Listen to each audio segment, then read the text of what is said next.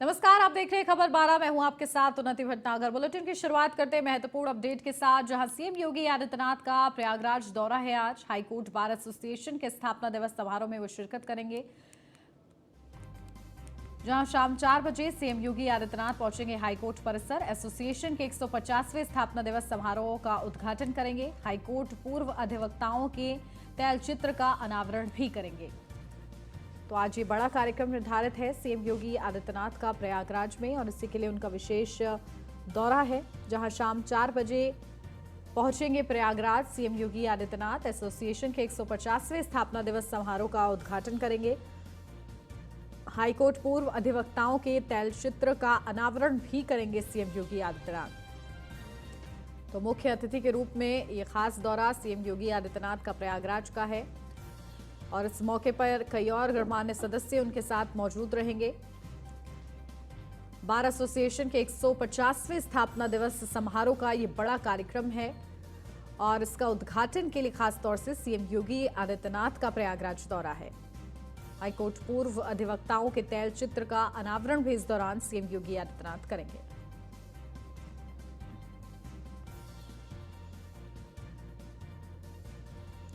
तो तैयारियां हो चुकी है सीएम योगी आदित्यनाथ के दौरे को देखते हुए। किसी भी तरह की कोई लापरवाही या व्यवस्था उनके दौरे के दौरान न सामने आए, इसको लेकर विशेष इंतजाम किए जा रहे हैं। उनकी सुरक्षा के लिहाज से भी पहले से ही अधिकारी तत्पर नजर आ रहे हैं, और 4 बजे का वक्त बताया जा रहा है जब सीएम योगी आदित्यनाथ प्रयागराज पहुंचेंगे। बार एसोसिएशन के 150वें स्थापना दिवस पर यह कार्यक्रम आयोजित किया गया है, जिस दौरान सीएम योगी आदित्यनाथ उद्घाटन करेंगे। हाईकोर्ट पूर्व अधिवक्ताओं के तैलचित्र का अनावरण भी करेंगे। तो इस मौके पर क्या संदेश देते हैं न्याय प्रणाली के लिए सीएम योगी आदित्यनाथ, ये देखना महत्वपूर्ण रहेगा। लोगों का विश्वास बना रहे न्याय प्रणाली पर, इसको लेकर वो क्या कुछ महत्वपूर्ण कहते हैं, ये देखना महत्वपूर्ण रहेगा। इसी के साथ आपको बता दें, सीएम योगी आदित्यनाथ का ये दौरा बेहद ही ज्यादा महत्वपूर्ण माना जा रहा है, और शाम 4 बजे सीएम योगी आदित्यनाथ हाईकोर्ट परिसर पहुंचेंगे। भव्य उनका स्वागत होगा। उसके बाद एसोसिएशन के 150वें स्थापना दिवस समारोह का उद्घाटन करेंगे सीएम योगी आदित्यनाथ। इस मौके पर हाईकोर्ट पूर्व अधिवक्ताओं के तैलचित्र का अनावरण भी करेंगे। तो सीएम योगी आदित्यनाथ का प्रयागराज दौरा है, जो कि बेहद ही ज्यादा खास है अपने आप में ये दौरा, और इस कार्यक्रम के माध्यम से सीएम योगी आदित्यनाथ क्या बड़ा संदेश देते हैं, ये देखना दिलचस्प रहेगा। क्योंकि सीएम योगी आदित्यनाथ जिस भी कार्यक्रम में जाते हैं, उस कार्यक्रम में कहीं ना कहीं 4 चांद वो लगाते नजर आते हैं। और मुख्य अतिथि के रूप में आज जब इस कार्यक्रम में शिरकत करेंगे सीएम योगी आदित्यनाथ, तो क्या संदेश उनकी तरफ से दिया जाएगा, ये महत्वपूर्ण रहेगा। फिलहाल ये महत्वपूर्ण और खास दौरा सीएम योगी आदित्यनाथ का प्रयागराज का।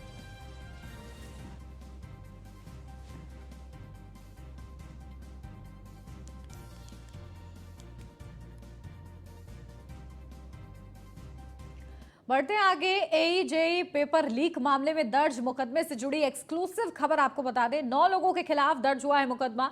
दर्ज मुकदमे में बीजेपी नेता संजय धारीवाल का भी नाम शामिल है। न्यूज वन इंडिया के पास एफआईआर की कॉपी भी मौजूद है। बीते दिनों मंडल अध्यक्ष भी बना था संजय धारीवाल, जहां विवाद के बाद संजय धारीवाल से बीजेपी ने इस्तीफा ले लिया था। संजय धारीवाल के इस्तीफे की कॉपी भी न्यूज वन इंडिया के पास मौजूद है।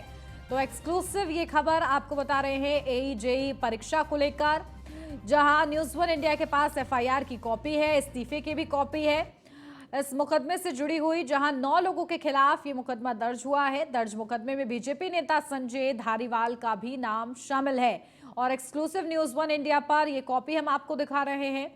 बीते दिनों मंडल अध्यक्ष भी बनाया गया था संजय धारीवाल को, लेकिन विवादों में आने के बाद बीजेपी ने इस्तीफा ले लिया था। उस इस्तीफे की भी कॉपी है हमारे पास, और एक्सक्लूसिव ये तस्वीरें आपको दिखा रहे हैं। तो बड़ा ये पूरा मामला है, जहां एईजेई पेपर लीक मामले में दर्ज हुआ था ये पूरा मुकदमा, और इसमें 9 लोगों के खिलाफ मुकदमा ये दर्ज है, जिसमें से एक है बीजेपी नेता संजय धारीवाल का भी नाम सामने आया। न्यूज वन इंडिया के पास ये एफआईआर की कॉपी भी है, साथ ही साथ इस्तीफा मांग लिया गया था बीजेपी की तरफ से, तो ये भी सामने आया है। हमारे विशेष संवाददाता सुदीप जैन हमारे साथ जुड़ गए, सीधा उन्हीं का रुख करते हैं। सुदीप, क्या कुछ जानकारी मिल रही है? देखिए, एफआईआर की कॉपी है हमारे पास, साथ ही साथ इस्तीफे की भी कॉपी है। किस तरीके से संजय धारीवाल का नाम इस पूरे मामले से जुड़ रहा है? जी देखिए, सबसे बड़ी खबर आज की न्यूज़ वन इंडिया पर है कि भारतीय जनता पार्टी के नए नवेले मंडल अध्यक्ष संजय धारीवाल जो बने थे, हालांकि जब शिकायतें आईं तो पार्टी ने उनका इस्तीफा ले लिया था और ये सरकार की पारदर्शिता को भी बताता है कि कोई किसी भी पद पर बैठा हुआ व्यक्ति हो, यदि वो गड़बड़ करेगा तो फंसेगा। कुल 9 लोगों के खिलाफ मुकदमा दर्ज हुआ है, जिसमें संजीव चतुर्वेदी हैं, ये पूर्व अनुभाग अधिकारी हैं लोक सेवा आयोग के जो जेल में हैं, उनकी पत्नी ऋतु, इनका एक राजदार और एक खास व्यक्ति, और कुल 9 लोगों के खिलाफ ये मुकदमा कायम हुआ है। और इसमें जो सबसे महत्वपूर्ण बात, जिस बात पर हम फोकस कर रहे थे, पहले भी हमने ये खबर ब्रेक की थी कि एईजेई पर राज्य सरकार की निगाहें टेढ़ी हैं, शिकायतों का संज्ञान लिया गया है। शिकायतों को जब वेरीफाई कराया गया तो इसके बाद कुल 9 लोगों के खिलाफ मुकदमा कायम हुआ है। इसमें संजय धारीवाल का भी नाम है, जो कुछ दिनों पहले ही मंगलौर के मंडल अध्यक्ष बने। जब उनका नाम सुर्खियों में उछला तो पार्टी ने उनका इस्तीफा ये कह के ले लिया कि आप इस प्रकार से इस्तीफा दीजिए कि आपके पास प्रधान का भी काम है, आप प्रधान भी हैं और पार्टी के मंडल का कामकाज आप नहीं संभाल सकते। एक हफ्ते के भीतर ही हुआ ये इस्तीफा। सवालों में था कि मंडल अध्यक्ष जो रूलिंग पार्टी का बन रहा है मंगलौर का, और वो वहाँ का प्रधान भी है, तो ऐसी क्या परिस्थितियां पैदा हो गई कि उसे पार्टी का इतना बड़ा पद छोड़ना पड़ रहा है, जिसके लिए इतनी लॉबिंग होती है, इतना दबाव बनाया जाता है। दरअसल पार्टी की भी मजबूरी ये थी कि हमारे सूत्र कहते हैं कि पार्टी को भी पता नहीं था कि वो आखिर कब कैसे पेपर लीक के विषय में इन्वॉल्व हो गए, लोगों के संपर्क में आ गए, जिसकी खुद जानकारी पार्टी को नहीं मिल सकी। और अंत में अब जब खुलासा हुआ एसआईटी जांच द्वारा तो मुकदमा भी कायम हुआ है। हालांकि पार्टी इससे इस्तीफा करीब 10 दिन पहले ही ले चुकी है। बिल्कुल, अब इस मुकदमे के अंतर्गत किस तरह की कार्रवाई की तैयारी है सुदीप? जी देखिए, जो इस पूरे मामले में जांच समिति बनी थी, जांच समिति की रिपोर्ट तैयार है। जांच समिति की रिपोर्ट के आधार पर मुकदमा लिखा गया है। मुख्यमंत्री कार्यालय के निर्देशों पर मुख्यमंत्री के पूरे विषय ये संज्ञान में है। मुख्यमंत्री ने एक बार फिर से एक स्टेटमेंट के जरिए अपनी बात कही है कि परीक्षाओं में गड़बड़ करने वाले, युवाओं का हितों से छेड़छाड़ करने वाले कतई भी बख्शे नहीं जाएंगे, छोड़े नहीं जाएंगे। किसी भी कीमत पर मेहनती अभ्यर्थियों के, युवाओं के भविष्य से कोई खिलवाड़ नहीं होगा। और यही आज की सबसे बड़ी खबर है कि राज्य सरकार ने एक बड़ा संदेश दिया है। भले ही पार्टी में कोई व्यक्ति किसी पद पर है या था, परंतु उसने यदि गड़बड़ की है तो वो भी नहीं बचा और कनखल थाने में मुकदमा दर्ज हुआ। बिल्कुल, कोई भी बड़ा अधिकारी ही क्यों ना हो, लेकिन अगर इस पूरे मामले में संलिप्तता पाई जाती है तो कार्रवाई की जाएगी पार्टी की तरफ से। बड़ा संदेश। ठीक है सुदीप, बने रहिए आप हमारे साथ, लौटते हो आपके पास। और इसी बीच उत्तराखंड से आज की सबसे बड़ी खबर, जहां यूकेपीएससी और एईजेई परीक्षा का पेपर भी लीक हुआ था।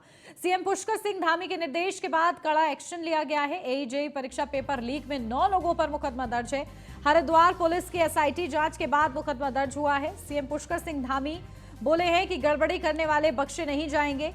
न्यूज़ वन इंडिया ने पहले ही पेपर लीक का खुलासा कर दिया था और ये सही पाया गया है, जिसके आधार पर अब आगे की कार्रवाई की जाएगी। एईजेई परीक्षा पेपर लीक में 9 लोगों के खिलाफ मामला दर्ज किया गया है। हरिद्वार पुलिस के एसआईटी जांच के बाद ये मुकदमा दर्ज हुआ है। और आपको बता दें कि न्यूज़ वन इंडिया ने इस बात का पहले ही खुलासा कर दिया था। सूत्रों के हवाले से महत्वपूर्ण जानकारी मिली थी, जिसके आधार पर यह खुलासा किया गया था और वो खुलासा सही साबित हुआ है। जहां यूकेपीएससी और एईजेई परीक्षा का भी पेपर लीक हुआ था। अब इस पूरे मामले में भी जांच कर रही है धामी सरकार और किस तरीके से जो भी लोग इस पूरे मामले में संलिप्त हैं उन पर कार्रवाई की जाती है, ये देखना महत्वपूर्ण रहेगा। सरकार की यह प्राथमिकता है कि पूरी पारदर्शिता से जांच जारी रहे। अपडेट लेते हैं, हमारे संवाददाता, विशेष संवाददाता सुदीप जैन बने हुए हैं। सुदीप, क्या कुछ जानकारी? देखिए, न्यूज़ वन इंडिया ने पहले ही खुलासा किया था कि यूकेपीएससी और एईजेई का पेपर लीक हुआ था। अब इस पूरे मामले में देखिए वो सही साबित हो रहा है। किस तरीके से धामी सरकार कार्रवाई कर रही है? देखिए, मुख्यमंत्री कार्यालय ने मुझे जो सूत्र हैं उन्होंने इशारा दिया था कि एईजेई पेपर लीक की कुछ गंभीर शिकायतें मुख्यमंत्री जी के पास हैं, जिसका उन्होंने संज्ञान लिया है और एक गोपनीय जांच भी हो रही है।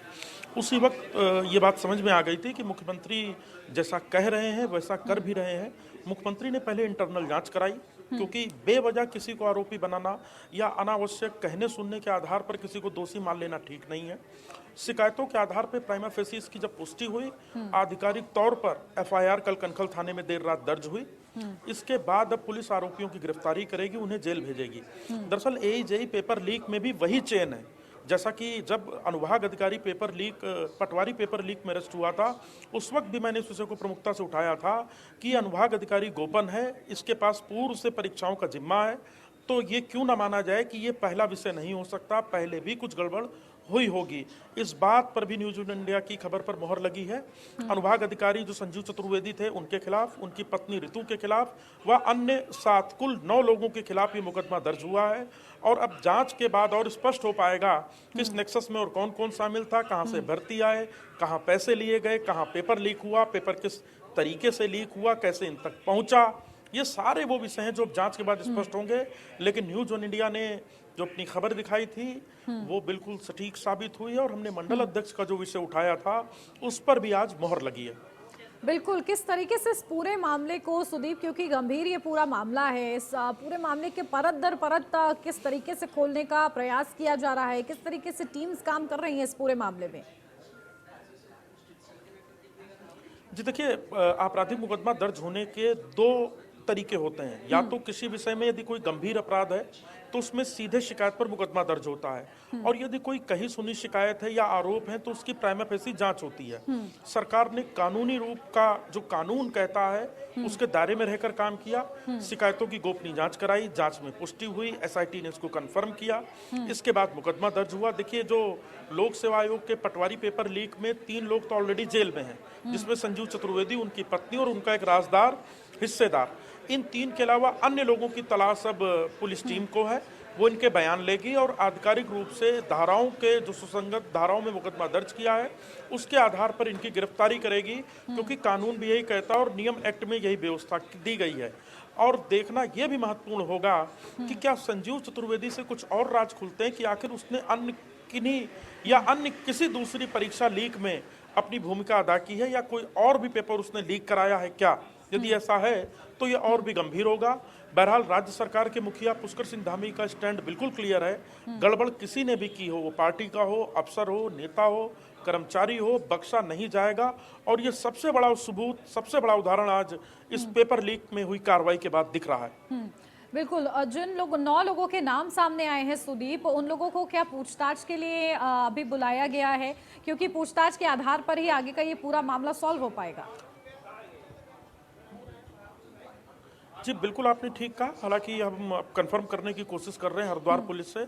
आज ऑफिसर्स थोड़ा बिजी हैं, बात नहीं कर पा रहे, लेकिन एफआईआर की कॉपी हमारे पास है जो बताती है 9 लोगों के खिलाफ मुकदमा दर्ज हुआ है।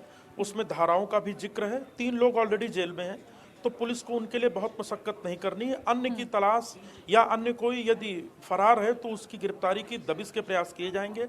इस पूरे प्रकरण में राज्य सरकार के निर्देशों पे एक पूर्व में ही एसआईटी गठित की गई थी, जिसके मुखिया एसएसपी अजय सिंह हैं, जो हरिद्वार के एसएसपी हैं, और यूकेएसएससी पेपर लीक मामले में उन्होंने ही इस पूरे नेटवर्क को तोड़ना शुरू किया था, जिसमें हाकम सिंह माफिया जैसे लोग बेपर्दा हुए थे, अरेस्ट हुए थे और जेल भी गए थे। हालांकि उसको एक बेल हुई है, उस बेल के खिलाफ भी जो राज्य पुलिस महकमा है वो कोर्ट जा रहा है कि इनकी शॉर्ट टर्म बेल अलाउ हुई है वो खारिज की जाए। तो अब विवेचना के आधार पर, सबूतों के आधार पर जांच आगे बढ़ेगी, पर एफआईआर दर्ज होना इस बात की पुष्टि है कि पेपर में गड़बड़ हुई थी। बिल्कुल ठीक है, इस पूरे मामले पर नजर बना के रखिएगा। बहुत शुक्रिया आपका सुदीप। बढ़ते आगे, जहां वेंकटेश्वरा मेडिकल कॉलेज एवं यूनिवर्सिटी गजरौला मेरठ ने जोशीमठ आपदा प्रभावितों को सहायता के लिए उत्तराखंड सरकार को 25 लाख रुपए का सहयोग किया है। यूनिवर्सिटी के चेयरमैन डॉक्टर सुधीर गिरी ने सीएम पुष्कर सिंह धामी के कैंट रोड उनके आवास पर 25 लाख की धनराशि का चेक आपदा प्रभावितों की मदद के लिए सौंपा है।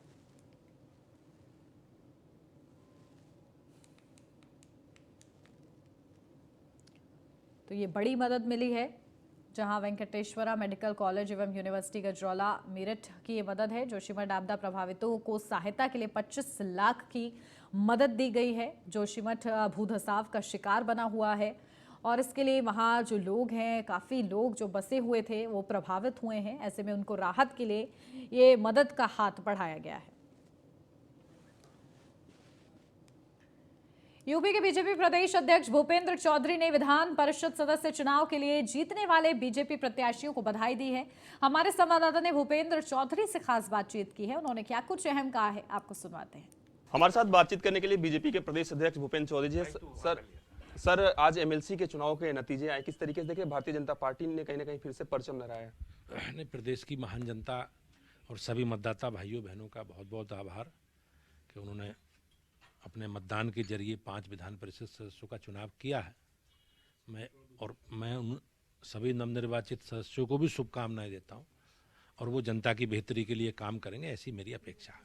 धन्यवाद सर। तो ये थे हमारे साथ बीजेपी के प्रदेश अध्यक्ष भूपेंद्र चौधरी जी, जिनका साफ तौर पे कहना है कि मोदी सरकार ने जो विकास के कार्य किए हैं उसको लेकर हम जनता के बीच जाएंगे और निश्चित रूप से जनता का जो आशीर्वाद है वो हमें मिलेगा। वीडियो से हिमांशु के साथ पीयूष तिवारी।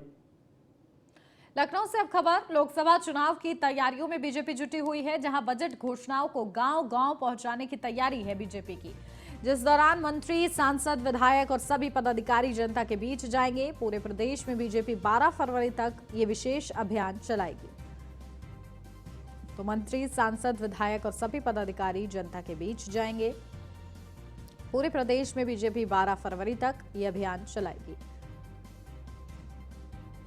तो बीजेपी की ये बड़ी तैयारी है लोकसभा चुनाव के लिए, जहां बजट घोषणाओं को जन जन तक पहुंचाया जाएगा। जो उसकी खासियत है उन्हें जनता तक पहुंचाया जाएगा। लखनऊ से अब खबर, यूपी की सीएचसी पर महिलाएं चलाएंगी प्रेरणा कैंटीन, जहां मरीजों को ताजा भोजन देने की मुहिम शुरू हुई है।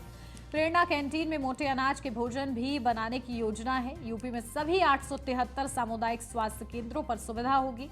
राज्य ग्रामीण आजीविका मिशन के तहत कैंटीन का संचालन होगा। प्रेरणा कैंटीन में मोटे अनाज के भोजन भी बनाने की योजना है। यूपी में सभी 873 सामुदायिक स्वास्थ्य केंद्रों पर सुविधा ये उपलब्ध कराई जाएगी, जिसके माध्यम से मरीजों को बड़ी राहत मिलेगी, बड़ी सुविधा मिलेगी कि उन्हें साफ और ताजा भोजन उपलब्ध हो पाएगा। तो प्रेरणा कैंटीन एक नई मुहिम के साथ मैदान में है, जहां मरीजों को ताजा भोजन देने की मुहिम शुरू हुई है। प्रेरणा कैंटीन में मोटे अनाज के भोजन भी बनाने की योजना रखी गई है, क्योंकि लगातार सरकार की तरफ से मोटे अनाज को लेकर भी प्रोत्साहित किया जा रहा है। और खास बात इसकी ये है कि यूपी के सभी स्वास्थ्य केंद्रों पर ये उपलब्ध रहेगी सुविधा। लखनऊ से अब खबर, जहां रिंग रोड बाराबंकी जाने वालों को जाम से राहत मिलेगी। अयोध्या हाईवे पर बीबीडी से इंदिरा नहर तक जाम से मुक्ति मिलेगी। तिवारीगंज में 4 लेन फ्लाईओवर बनेगा। पीडब्ल्यूडी ने सेतु निगम एनएचआई से सर्वे रिपोर्ट मांगी है। प्रस्तावित फ्लाईओवर की 1100 मीटर लंबाई होगी। लगभग 1.5 लाख वाहनों का ट्रैफिक लोड बना रहता है।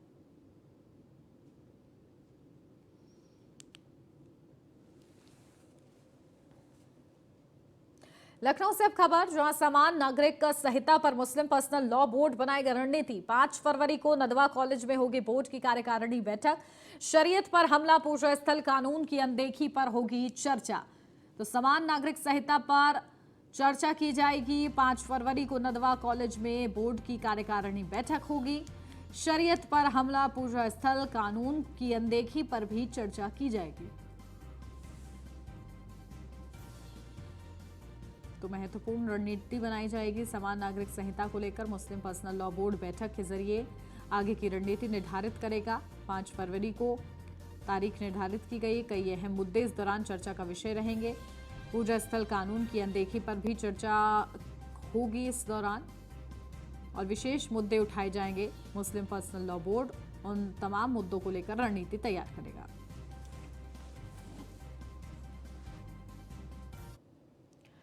लखनऊ से अब खबर, 11 आईपीएस अफसरों के तबादले। अजय साहनी को मिली डीआईजी सहारनपुर की जिम्मेदारी। कमलेश दीक्षित को मिली एसपी रूल्स एंड मैनुअल की जिम्मेदारी।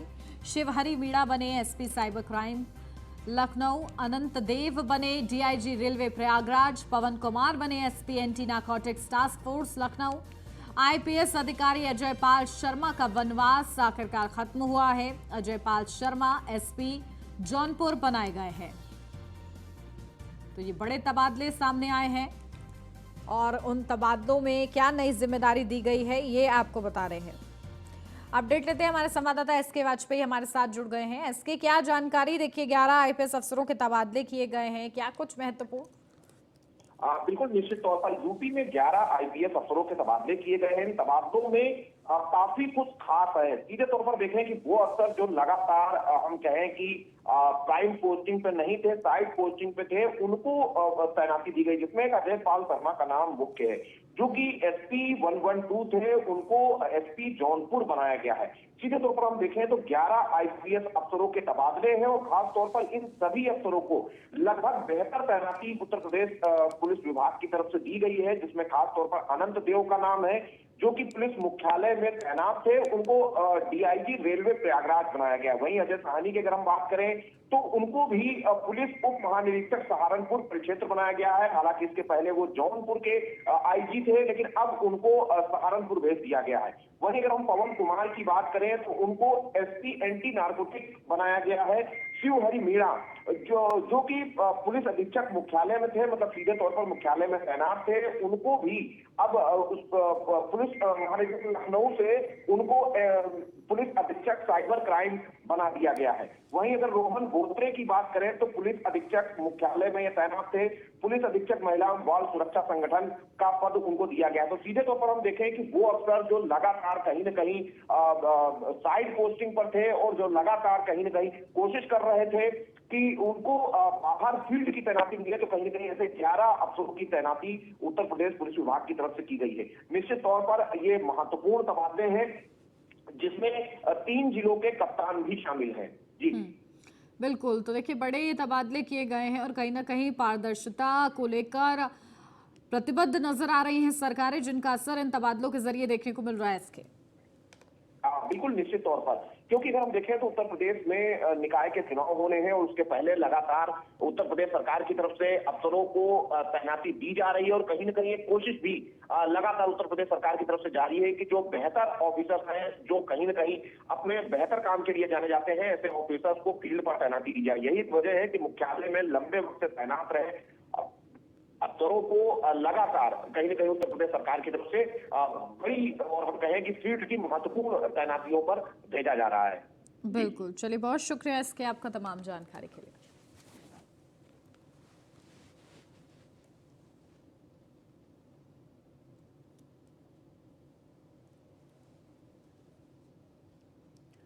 लखनऊ से अब खबर, जहां प्रदेश में फिर महंगी हो सकती है बिजली, जहां कोयला और तेल खरीद में अतिरिक्त भार बता रही बिजली कंपनियों ने नियामक आयोग में दाखिल की है याचिका। 12 पैसे सरचार्ज लगाए जाने के लिए पत्र लिखा गया है। बकायदा यूपीपीसीएल के एमडी ने सरचार्ज लगाए जाने के लिए पत्र लिखा है। नियामक आयोग ने पत्र पर जल्द निर्णय करने का आग्रह किया है। तो बिजली कंपनियों ने आग्रह किया है कि जल्द से जल्द इस संबंध में निर्णय लिया जाए। 12 पैसे सरचार्ज लगाए जाने के लिए ये पत्र लिखा गया है। 12 पैसे सरचार्ज लगाए जाने के लिए ये विशेष पत्र जारी किया गया है, लिखा गया है। नियामक आयोग ने पत्र पर जल्द निर्णय करने का आग्रह भी किया है। अगर ये मांग स्वीकार की जाती है, पत्र पर ध्यान दिया जाता है, तो 12 पैसे सरचार्ज लगा दिया जाएगा। कोयला और तेल खरीद में अतिरिक्त भार बता रही बिजली कंपनियों ने नियामक आयोग में ये याचिका दाखिल की है।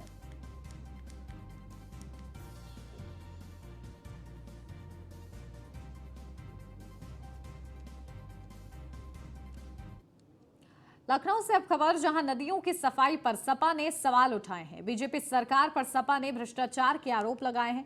सफाई के नाम पर भ्रष्टाचार के गंभीर आरोप लगाए गए हैं। यमुना नदी के जहरीले पानी से सैकड़ों मछलियां मर गई हैं। यमुना की दुर्दशा के लिए सीएम को जिम्मेदार बताया जा रहा है। तो यमुना में सफाई नहीं हो रही है और इसकी वजह से इसके लिए लगातार सरकार को जिम्मेदार बताया जा रहा है। सीएम पर उंगलियां उठाई जा रही हैं।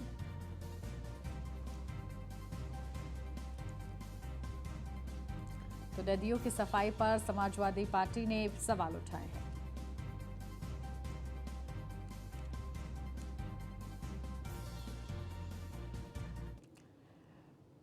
मेरठ से अब खबर, जहां मकान में बनाया जा रहा था नामी कंपनियों का डुप्लीकेट प्रोटीन। सूचना पर पहुंची पुलिस ने छापेमारी की। छापेमारी में भारी मात्रा में नामी कंपनियों का नकली प्रोटीन बरामद किया गया है। खाली डिब्बे और प्रोटीन बनाने का मटेरियल बरामद किया गया है। 3 लोगों को पुलिस ने मौके से गिरफ्तार किया है। इस्लामाबाद में चल रहा था नकली प्रोटीन बनाने का ये काम।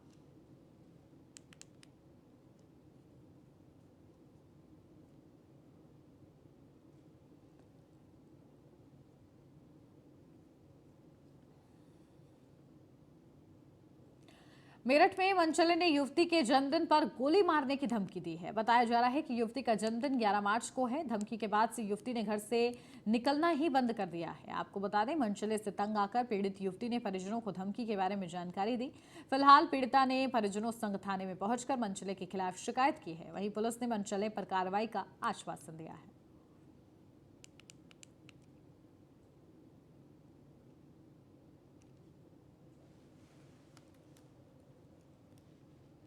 इस बुलेटिन फिलहाल बस इतना ही। खबरों का सिलसिला आगे भी जारी है। आप देखते रहिए न्यूज़ 1 इंडिया।